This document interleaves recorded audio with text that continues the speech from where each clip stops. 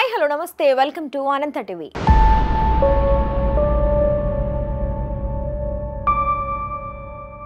లైంగిక వేధింపుల ఆరోపణలను ఎదుర్కొంటున్న యూట్యూబర్ హర్ష సాయి ఇంకా పరారీలోనే ఉన్నాడు.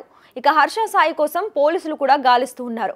హర్ష సాయిపై బిగ్ బాస్ ఓటీటీలో కంటెస్టెంట్ గా వెళ్లిన బాధిత యువతి 3 రోజుల క్రితం అత్యాచారం చేయడంతో పాటు నగ్న ఫోటోలను వీడియోలను తీసి బ్లాక్మెయిల్ చేస్తున్నాడని నార్సింగ్ పోలీసులను ఆశ్రయించింది. బాధిత యువతి ఇచ్చినటువంటి ఫిర్యాదు మేరకు కేసు నమోదు చేసుకున్న నార్సింగి పోలీసులు ఆమె వద్ద నుంచి పలు ఆధారాలను కూడా సేకరించారు. అలాగే వైద్య పరీక్షల కోసం కొండాపూర్లో ఓ ప్రైవేట్ ఆసుపత్రిలో చేర్పించారు. ఇదిలా ఉంటే ఒక సినిమా రైట్స్ కోసం హర్ష సాయి తనపై లైంగికంగా దాడి చేశాడని చెప్తుంది బాధిత యువతి. అప్పటి నుంచి అజ్ఞాతంలో ఉన్న హర్ష సాయి అతని కుటుంబ సభ్యులు ఇప్పటి వరకు పోలీసుల కంటపడకుండా తిరుగుతున్నారు. తాజాగా నార్సింగి పోలీస్ స్టేషన్లో బాధిత యువతి మరొక ఫిర్యాదు చేసింది.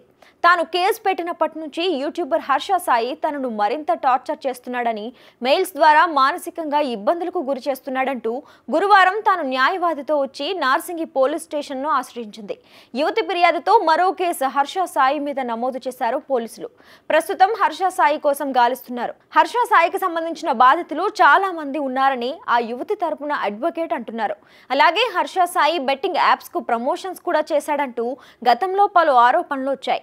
ఏపీలో దిశ యాప్స్ కి బ్రాండ్ అంబాసిడర్ గా ఉన్న హర్ష సాయిని తొలగించింది అక్కడి ప్రభుత్వం.